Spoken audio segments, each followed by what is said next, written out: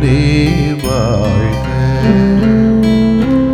உள்ளொரு ஜோதியே வாழ்க, உள்ளம் நிறைந்தோனே வாழ்க, நீங்காதொருவனை வாழ்க,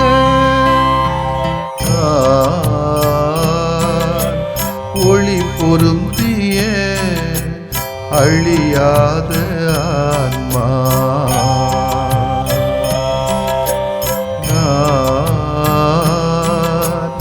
ஒளி பொருந்திய அழியாத ஆன்மா, நீ என்னில் நான் உன்னில் ஈஸ்வரா, நீ என்னில் நான் உன்னில் ஈஸ்வரா, ஒளி பொருந்திய அழியாத ஆன்மா,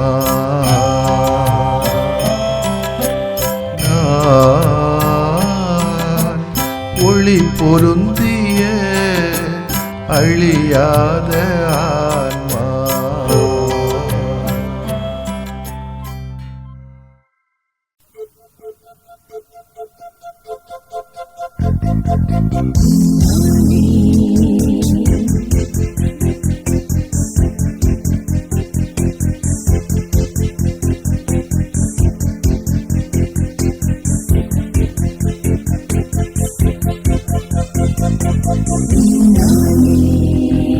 உன்னாலே தினம் வாழும் ஒரு ஜீவன் நான், உனக்காக மனம் திறந்து வருகின்றேன் நான்.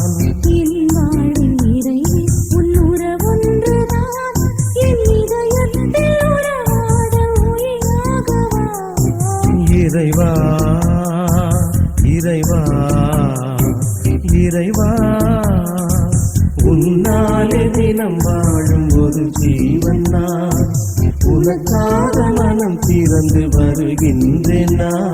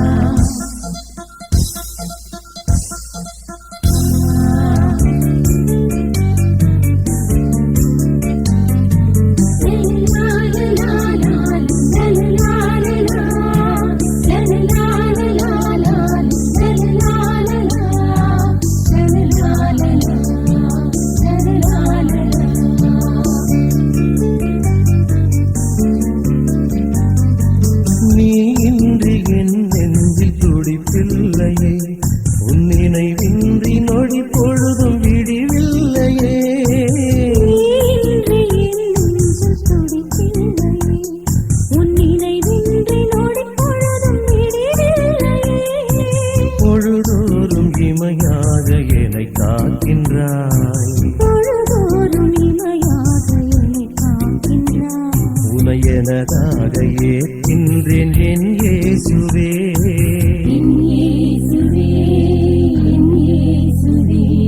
உன்னாலே தினம் வாழும் ஒரு ஜீவன் நான், உனக்காக மனம் திறந்து வருகின்றேன் நான்.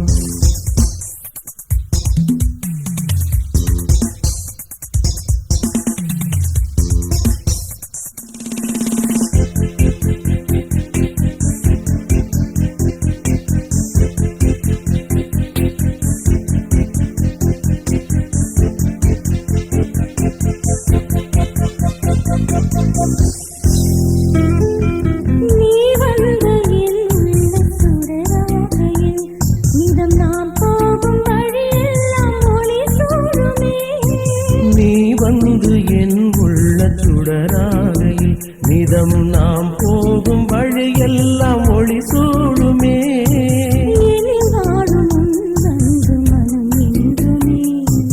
எனில் வாழும் உன் அன்பு மனம் என்றுமே.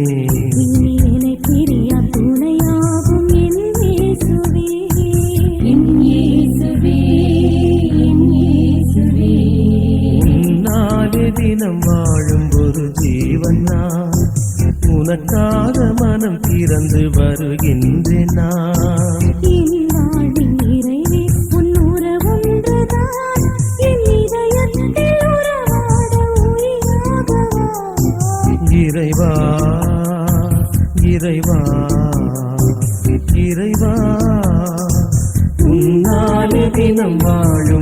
ஜீவன் நான், உனக்காக மனம் திறந்து வருகின்றேன் நான்.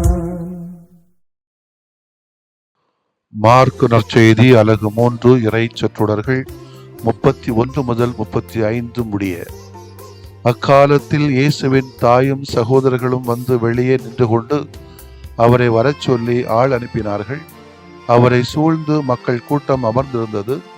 அதோ உம் தாயும் சகோதரர்களும் சகோதரிகளும் வெளியே நின்று கொண்டு உம்மை தேடுகிறார்கள் என்று அவரிடம் சொன்னார்கள். அவர் அவர்களை பார்த்து, என் தாயும் என் சகோதரர்களும் யார் என்று கேட்டு தம்மை சூழ்ந்து அமர்ந்திருந்தவர்களை சுற்றிலும் பார்த்து, இதோ என் தாயும் என் சகோதரர்களும் இவர்களே, கடவுளின் திருவுளத்தை நிறைவேற்றுபவரே என் சகோதரரும் சகோதரியும் தாயும் ஆவார் என்றார். ஆண்டவரின் அருள்வாக்கு. இறைவா உமக்கு நன்றி. அன்புக்கினிய சகோதரிகளே சகோதரர்களே, நிறைய பேர் கேள்வி கேட்பாங்க, இயேசுனுடைய சகோதரர்கள் சகோதரிகள் உண்டா? எத்தனை பேர் உண்டு? சித்தப்பா பெரியப்பா உண்டா? அவர்களுக்கு எந்த பிள்ளைங்க உண்டு? இல்லை அவங்க பிள்ளைகளை தான் இவர் அண்ணன் தம்பின்னு சொல்கிறாரா, தங்கச்சி அக்கான்னு சொல்கிறாரா என்ற கேள்விகள் எல்லாம் பல பேரும் கேட்பது உண்டு. இன்றைக்கு வாசிக்கப்பட்டது இறை வார்த்தை நமக்கு கொஞ்சம் தெளிவை தருவதாக இருக்கிறது. ஜோசப், மரியா, இவர்களுடைய மகன் ஜீசஸ், இயேசு, இவர்கள்தான் இவருடைய இரத்த உறவுகள் என்று சொல்கிறோம். தந்தையும் தாயும், வளர்ப்பு தந்தையும் வளர்ப்பு தாயும், பெற்றெடுத்த தாயும் என்று ஒரு குடும்பத்தை நாம் திருக்குடும்பம் என்று சொல்லி கொண்டு வருகிறோம். இதுதான் நம்முடைய நம்பிக்கை, விசுவாசம், இதுதான் வரலாறு. இயேசுவின் உண்மையான உறவினர் யார் என்ற கேள்விக்கு இந்த பதிலை இந்த இறைவார்த்தை நமக்கு சொல்லுகிறது. இயேசு புரிந்த அற்புதமான செயல்களை கண்டு அவருடைய போதனைகளை கேட்ட மக்கள் அவரை சூழ்ந்து கொள்கிறார்கள். அப்போது இயேசுவின் உறவினர் அவரை அணுகி அவரை மக்களிடமிருந்து மீட்டு தம்மோடு அழைத்து செல்ல நினைக்கிறார்கள். இயேசுவின் தாயும் சகோதரர்களும் அவரை தம்மோடு வருமாறு கேட்டிருக்க கூடும். ஆனால் இயேசுவோ கடவுளின் திருவுளத்தை நிறைவேற்றுவதிலே கருத்தாய் இருந்தார். எனவே இயேசுவின் உறவு இரத்த உறவில் தொடங்கி முடிகின்ற இந்த உலக உறவு அல்ல. இயேசுவின் உறவினர் இயேசுவோடு வேறொரு ஆழ்ந்த உறவால் பிணைக்கப்பட்டுள்ளார்கள். அதையே இயேசு இங்கே விளக்கி சொல்லுகிறார். அம்மா யாரு, எனக்கு வேண்டாம் அப்படின்னு சொல்லல. இது என்ன அம்மாவா அப்படிலாம் அவர் கேட்கல. அந்த கேள்விக்கெல்லாம் அங்கே இடம் கிடையாது. அவருடைய எண்ணம், உணர்வுகள், ஆசைகள் எல்லாம் யார் யார் இயேசுவை போல கடவுளின் விருப்பத்தை நிறைவேற்றுகின்றார்களோ, அதற்காக ஈடுபடுகின்றார்களோ, அது ஆணோ பெண்ணோ, இளைஞனோ இளம்பெண்ணோ, குழந்தையோ வயசானவங்களோ, அவர்களே இயேசுவின் உறவினர், அவர்களே இயேசுவின் தாய், அவர்களே இயேசுவின் தந்தை, இயேசுனுடைய சகோதரன் சகோதரி என்பதைத்தான் அவர் சுட்டி காட்டி தன்னோடு எல்லாரையும் உறவினர்களாக இணைத்துக் கொள்கிறார் ஆண்டவர் இயேசு. இது ஒரு உன்னதமான ஒரு உணர்வு, அனுபவம் நமக்கு வருகிறது. இந்த உறவு இரத்த உறவை விட ஆழமானது, அகலமானது. இரத்த உறவுகளே நம்மளை ஏமாத்திட்டு போற இந்த காலச்சூழல்ல இப்படி ஒரு உறவு கிடைக்கும் போது எப்படி ஒரு மகிழ்வான நம்பிக்கையான தருணமாக இருக்கும். அதை உணர்ந்து பார்த்தால், அனுபவித்து பார்த்தால் தான் தெரியும் அதனுடைய தன்மை. சொன்னாலோ கேட்டாலோ புரியாது. இதிலிருந்து இயேசு தம் தாயோடு தமக்கு இருந்த உறவை உதறி தள்ளினார் என்று நாம் முடிவு செய்தால் அது வெட்கக்கேடு, அது சரியல்ல. மரியா உண்மையிலே இயேசுவின் தாய் மட்டுமல்ல, கடவுளின் திருவுளத்தை நிறைவேற்றுவதிலே மரியா எப்போதுமே கண்ணும் கருத்துமாய் இயேசுனுடைய முதல் சீடராகவும் சீடத்தியாகவும் இருந்தார் என்றுதான் நான் சொல்லுகிறேன். மரியாவின் ஆழ்ந்த நம்பிக்கை இயேசு இங்கே போற்றி உரைக்கிறார். ஆக மரியாவுக்கும் இயேசுவுக்கும் இடையிலான உறவு இரு நிலைகளிலே உள்ளதை பார்க்கிறோம். ஒன்று, மரியாவுக்கும் இயேசுவுக்கும் இடையே நிலவிய இரத்த உறவு, தாய்ச்சை உறவு. 2, இறை திட்டத்தை ஏற்று செயல்படுத்துவதிலே இயேசுவின் மரியாவும் நிலைத்திருந்ததால் அவர்களுக்கிடையே எழுந்த ஆன்மீக உறவு. நாமும் இந்த முறையில இயேசுவோடு உறவினர் ஆகின்றோம். கடவுளின் பிள்ளைகள் என்னும் தகுதியை கடவுளே நமக்கு அளிக்கின்றாராகவே கடவுளின் குடும்பத்தினர் என்னும் முறையில் நாம் இறை உறவில் நாளும் வளர அழைப்பு இன்றைக்கு கொடுக்கப்படுகிறது. கிறிஸ்தவர்கள் நடத்தக்கூடிய அன்பு இல்லங்களிலே எந்த மதம், ஜாதி, மொழி சார்ந்தவர்களும் இடம் பெறுவார்கள். இப்போ மார்ச் மாதங்களில் தவக்காலம் வருது பாருங்க. எல்லா வெள்ளிக்கிழமை, பெரிய வெள்ளிக்கிழமை எல்லாம் நோன்பு என்ற பெயரில் நாம் உதவி செய்கின்ற போது எந்த பாகுபாடு நாம் பார்ப்பதில்லையே. கிறிஸ்தவ அமைப்புகளில் பணிபெறக்கூடியவர்கள் எந்த பாகுபாடு அடிப்படையிலும் சேர்க்கப்படவில்லை. மாறாக மனிதாபிமானத்தினை மட்டும்தான் முன்வைக்கிறோம். இது ஒரு சில சந்தர்ப்பவாதிகளுக்கு புரிவது கிடையாது. இத்தகைய ஒரு நிலைத்தான் இன்று இயேசுவுக்கு வருகிறது. இயேசுவின் நிலைப்பாடு எதை நோக்கியதாக இருக்கும் என்று அங்கிருந்தவர்களை எதிர்பார்க்கும். ஆனால் இயேசுவின் செயல்பாடு இறை திருவுளத்தை சார்ந்ததாக மாறுகிறது. ஏனென்றால் இறை சமூகத்தில் நாம் இணைய வேண்டும் என்பதை நான் சுட்டி காட்டுகிறார். இயேசுவின் நிலைப்பாடு ஒருவேளை தாயை நோக்கியதாக இருந்திருந்தால் பரிசேயர்களின் நேற்றைய நாள் வாதிட்ட வாதங்கள் உண்மையாக மாறிவிடுமே. அதனால் தான் இயேசு அன்னை மரியாளை இறை சமூகத்தில் இணைக்கிறார்.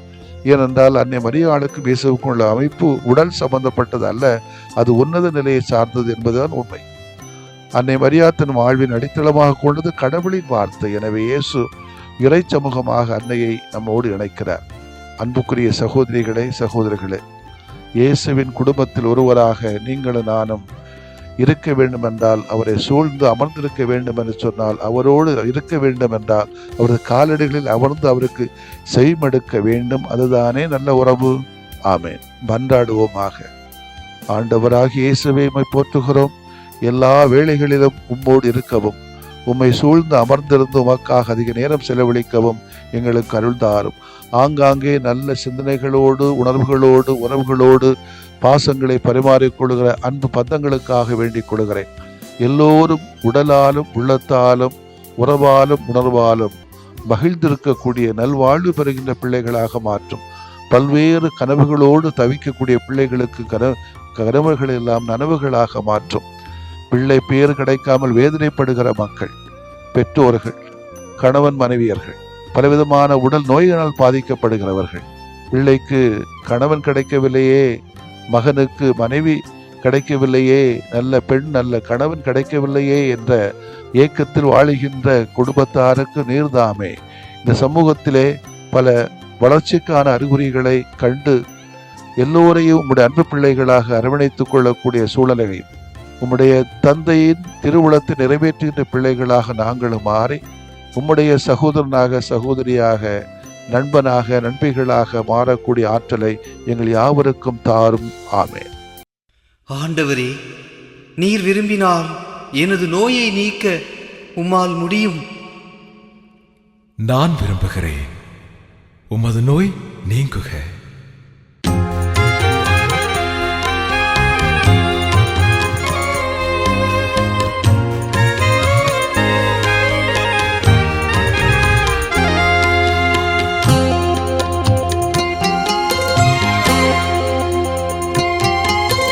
நம்பினேன் ஆண்டவரே நலம் தாருமே, நம்பினேன் ஆண்டவரே நலம் தாருமே.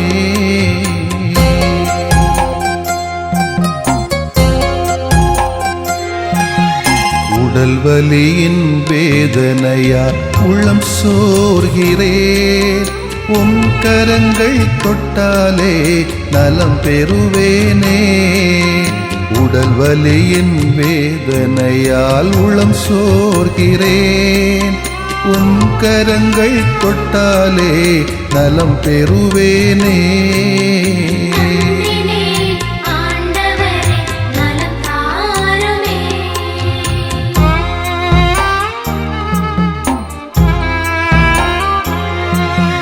தீராத தலைவலியால் நிலைகுலைகின்றேன், தலைவாவும் பாதத்திலே தலை சாய்க்கிறேன்.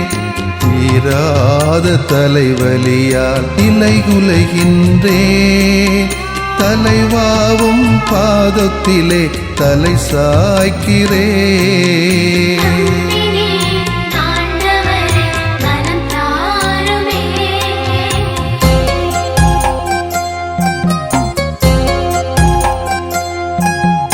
முட்டுவலி முதுகுவலியால் வீழ்ந்து கிடக்கின்றேன், முகம் வாடி உமை நோக்க தூக்க வாருமே. மூட்டுவலி முதுகுவலியால் வீழ்ந்து கிடக்கின்றேன். முகம் வாடி உமை நோக்க தூக்க வாருமே.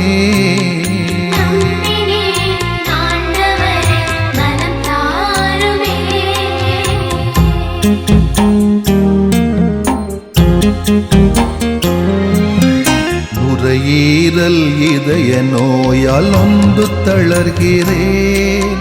நல்ல தேவாவும் இரக்கம் இறந்து கேட்கிறேன். நுரையீரல் இதய நோயால் நொந்து தளர்கிறேன். நல்ல தேவாவும் இரக்கம் இறந்து கேட்கிறேன்.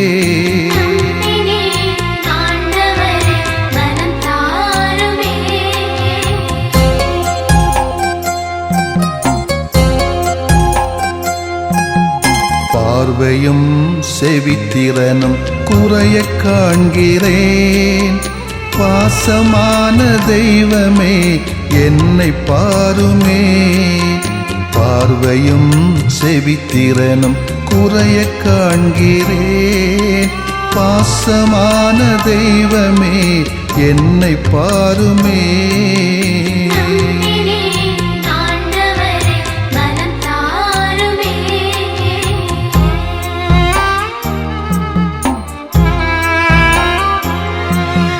நீரிழிவால் புற்று நோயால் நிம்மதி இழக்கிறேன். நீரேவும் வல்லமையால் குணம் தாருமே. நீரிழிவால் புற்று நோயால் நிம்மதி இழக்கிறேன். நீரேவும் வல்லமையால் குணம் தாருமே.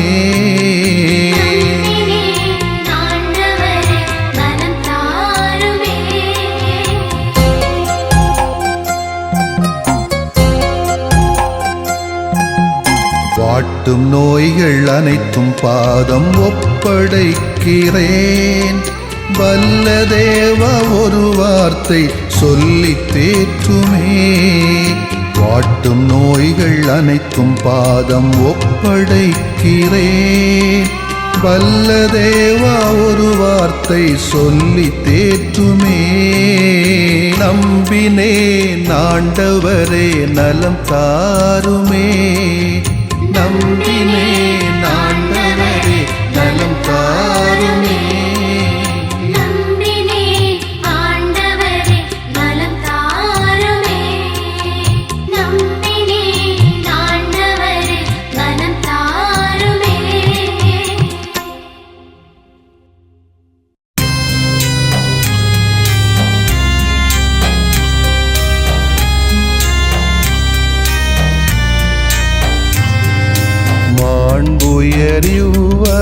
மாண்புயரிவருள்ளடையாளத்தை தாழ்ந்து பணிந்து ஆராதிப்போம்.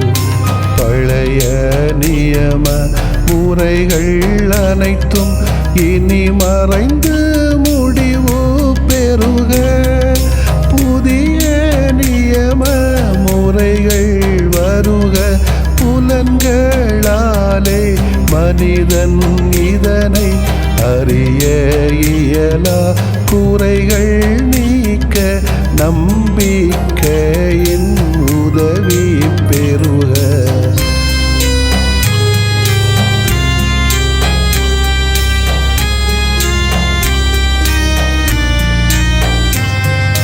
தந்தை அவர்க்கும் மகன் அவர்க்கும் புகழ்ச்சியோடு வெற்றியாக்கும்.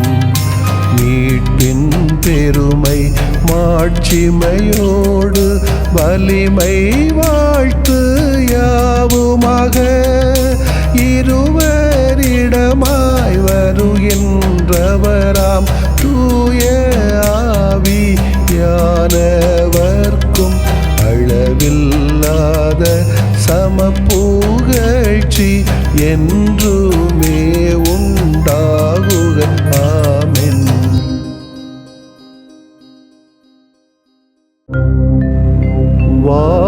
வானின்று அவர்களுக்கு அப்பமளித்தீரே. இனிமையெல்லாம் தன்னகத்தில் கொண்ட அப்பம் இதுவே. மன்றாடுவோமாக. இறைவா, இந்த வியப்புக்குரிய அருள்விளையாளத்திலே உம்முடைய பாடுகளின் நினைவை எங்களுக்கு விட்டு சென்றீ. உம் திருவுடல் திருநத்தமாகியவற்றின் தூய மறைபொருளை வணங்கும் நாங்கள் உமது மீட்பின் பயனை இடைவிடாமல் துய்த்து உணர்ந்து மகிழ அருள்வீராக. தந்தையாகி இறைவனோடும் தூய ஆவியாரின் ஒன்றிப்பில் இறைவனா என்றென்றும் வாழ்ந்து ஆட்சி செய்கின்ற உம்மை மன்றாடுகிறோ.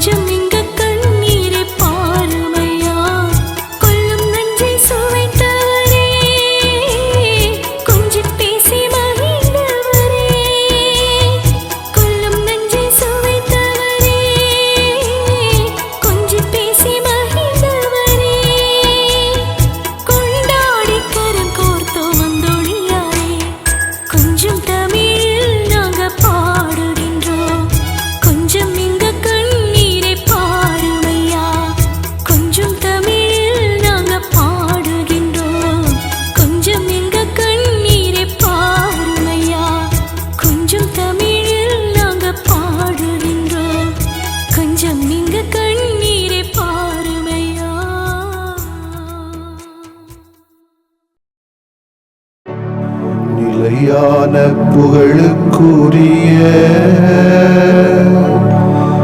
தூய இறை நன்மைக்கு எல்லா காலமும் தொழுகையும் புகழும் போற்றியும் ஆட்சிமையும்